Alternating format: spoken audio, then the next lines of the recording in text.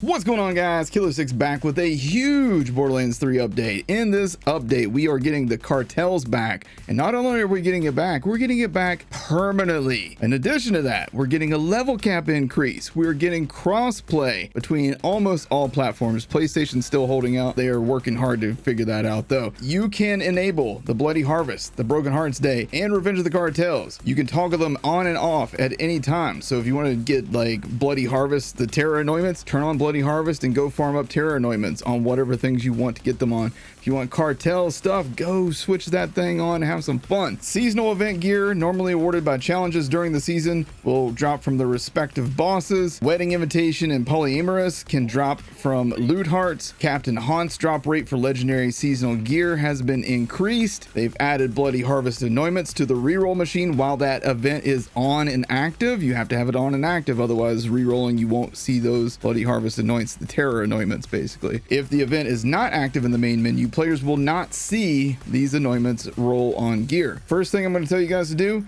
go to your vault and take out all the weapons and just delete them. Just get rid of them. You can't upgrade them to level 72. Just go ahead and dump them, make room for new stuff. It's time to go farm. It's time to go have some fun. Time to get some anointments that you want on things. Time to get some Terror Anointments, because Terror Anointments are ridiculous. I feel like people don't seem to understand how good Terror Anointments are. But most importantly, in my opinion, Cartels is here permanently. That means no pew pew. That means the OPQ system. That means the yellow cake, the fish slap. This is amazing for this game. This gives us so much more extra replayability. I can't even describe it. If you've never done the Cartels event, you are in for a treat. Best map in the game, best music in the game. I love Joey Ultraviolet as a character.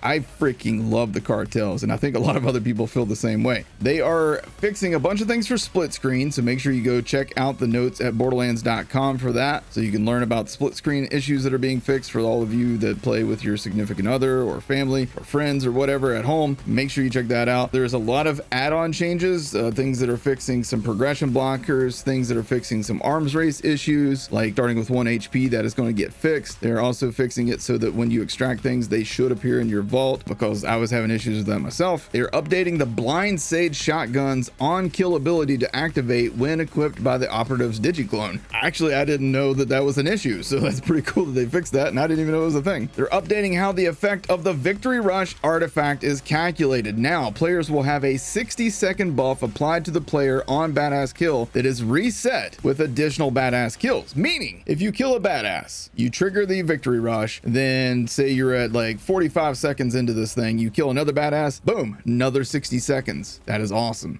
That is really, really good. They're adjusting the Revolter shield to correctly remove its shock behavior if unequipped. There was some people that were abusing this. They would equip the Revolter shield, then they would unequip it and equip something else, and it would still apply the effects of that to the other shield. It was just a silly thing, but I'm glad they're fixing it. They're adjusting the Super Soldier shield to prevent it from receiving multiple stacks of modifiers. That thing was busted as hell. I never even used it because it was so broken, so it's good to see that they're fixing that. There are some general optimizations and improvements to matchmaking. That is as vague as it gets on that, but I'm hoping that means that matchmaking will work better now. The fact that we're getting crossplay already means that you're going to be able to find matches better, but if they're fixing things so that you can find matches even better within your own platform, then awesome, because that was always an issue in my book. They're addressing a reported issue where players were unable to fast travel to their vehicles using the Echo Map fast travel feature. I'm thinking this is the PC issue that people were having. When you're using a controller on PC, this is not an issue for whatever reason, but if you're using mouse and keyboard, it is. So thank God they're fixing that. All right, now on to some weapon adjustments, including some stuff that is coming with the Cartels drop. The grease trap. They have made it easier to grease enemies more before setting them on fire, and they increase the base damage by 20%. Now, if you've never used the grease trap, you are in for a treat. You basically splash enemies with the grease, swap to the fire mode, and you just will absolutely wreck things. And that was before they made it easier to grease enemies and before they buff the damage. So this thing might become a broke ass meta. Just keep your eye on the grease trap. The Iceberger launcher, they are buffing the damage on that thing, and they don't say how much they're buffing it by, but hopefully they bring it in line with some of the other rocket launchers in the game. They've been buffing some rocket launchers lately. I don't know if you guys have noticed, but the Plumage, the Satisfaction, there's been a bunch that have gotten buffed recently, so it'll be interesting to see where the Iceberger lands in this meta. The Needle Gun is also getting its damage damage buff. The needle gun previously was just an absolute joke, so hopefully they give this thing a pretty substantial damage buff, because otherwise there's not much point in using it. All right, now on to some additional hotfix notes. This will require you to be online and see the sign that appears behind your character at the main screen that says hotfixes active. That way this stuff works. So first and foremost,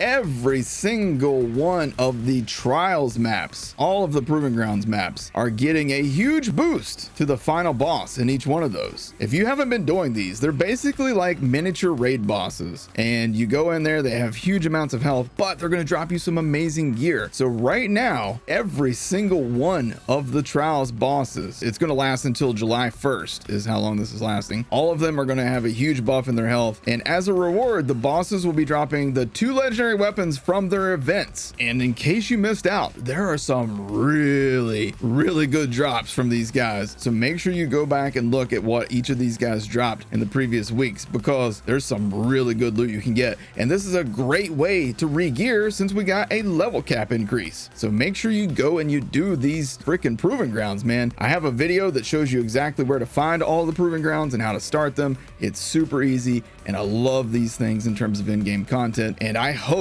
I don't know, you tell me down in the comment section below, I hope that they keep these guys at this crazy health value and maybe keep these weapon drops on them, because damn, this is some good way to get gear. All right, now there is another huge thing that is coming with this patch, and that is anointment adjustments. Now, the meta previously obviously was, you know, the URAD, everybody loved URAD, then there was like the action skill active 200 and blah blah blah, but they are trying actively to bring up all the crappy anointments and kind of tone down all the stupid overpowered anointments. Let's be honest, URAD and some of these other things were ridiculously overpowered. They're not nerfing them into oblivion, they're just bringing them down and bringing the other ones up so that everything's a little more balanced, and so that if you end up getting certain anointments on certain characters, you won't feel like it's a huge disappointment. So let's go over the ones that they're buffing real quick.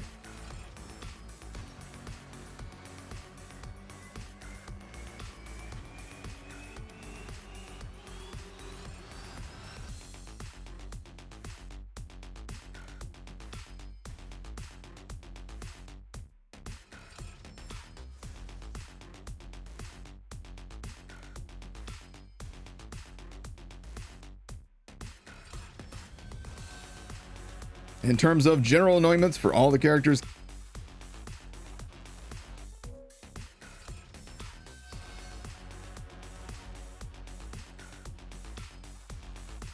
so that is the changes. Man, that was a lot. There was a lot to cover there. I hope you guys hung in there for all that. Let me know down in the comment section below how you guys feel about the anointment meta shift. I'm kind of super okay with it. I like having other anointment options instead of everybody just using consecutive hits, URAD, and action skill active weapon damage, because that was like, and then the 300 over 90 on everybody's rocket launcher. I'm okay with this. I think this is actually good for the longevity of the game to have more anointment options. That said, there are still a lot of anointments in the game that I'm just like, let's just remove them. Also, let me know what you guys think about the other changes that are in this. Let me know how you feel about the level cap increase to 72. I am really looking forward to like refarming all the new stuff, man, and getting things at max level. Let me know in the comment section below what you're most looking forward to with this. Thank you guys for watching. I'll see you guys in the next video. Have a good one.